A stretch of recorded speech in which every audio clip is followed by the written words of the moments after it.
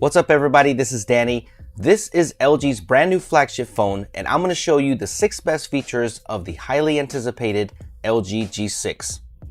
The first feature is the new design. Gone is the full metal jacket of the G5, and this year you get a shiny and beautiful Gorilla Glass 5 back, but just like you would imagine, the phone quickly becomes a fingerprint magnet, so I'm sure a dbrand skin or a case is a must for the G6.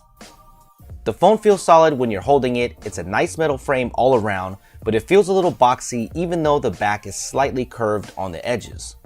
The button placement and fingerprint scanner locations are unchanged. You still get a 3.5mm headphone jack, so a lot of you will be happy with that, but the IR blaster is gone.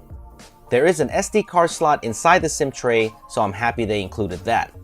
LG even made design changes on the inside where they placed heat pipes to disperse heat more evenly and used a more rigid H-frame on the metal body to give it better durability. It is sleek though, there's no camera bump at all, it's about the same footprint as the G5, and even with the same display size, it's much smaller than the LG V20. The second feature is a first in the industry at this moment, and that is the new 5.7-inch 18:9 Quad HD Plus display.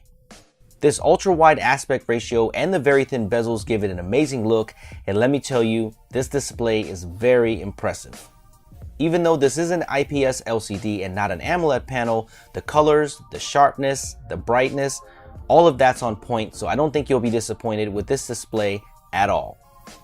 The G6 is also the first to support both HDR10 and Dolby Vision platforms, so you can display billions of colors with supported content from Netflix and Amazon Prime Video, and those platforms already have some shows that support the 18:9 aspect ratio, so that'll be interesting to see if this takes off. The only thing I don't like is the way the corners of the screen aren't squared off. I think it gives it a little bit of a weird look. What do you guys think? Does it look distracting? Let me know in the comments. The third feature is the larger battery. The G6 now has a 3,300 mAh battery, up from the 2,800 mAh in the G5. This is a significant bump up and should translate to better battery life. The USB port on the bottom now supports Quick Charge 3.0, so charging your phone will be super fast, and because of that glass back, you now get support for fast wireless charging with both Qi and PMA support. For those of you that love removable batteries, you will be disappointed because the G6 is all sealed up.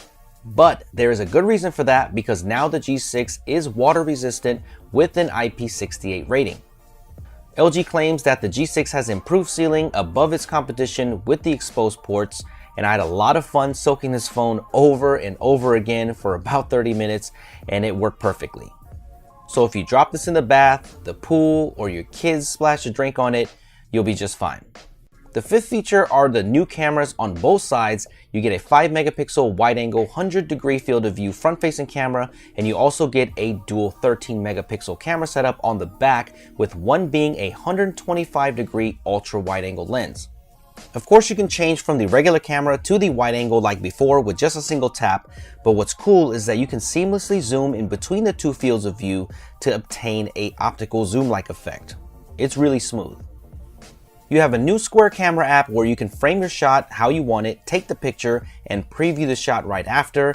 I'm not sure if I'll use this or not, but I guess it's a cool way to show off what the 18:9 UX can do. You can shoot native 18:9 1080p video as well if you want to, which is awesome, and shoot up to 30 frames per second 4K, but what's more exciting is that you get full manual controls of both photo and video modes, so you get great features like focus peaking, bitrate changes, audio options, manual focus, and much more. This is really exciting. The sixth feature is the software, and the G6 runs Android 7.0 Nougat with LG skin on top. It looks almost identical to the G5. I didn't see an option to turn the app drawer back on, so as far as I know, the app drawer is not available on this build.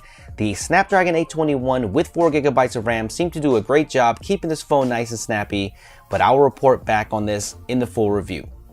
Even though this is not Android 7.1 like the Google Pixel, it's exciting to see Google Assistant on here. I believe this is the first phone to have Assistant outside of the Pixel, so it's a nice inclusion. Of course, there are more new features of the G6, but I thought these were the best worth mentioning. I'll be getting this phone very soon, so stay tuned for a lot more coverage, including camera tests, comparisons, and the full review. Subscribe for more content like this and smack that like button real quick, and I'll see you guys in the next one.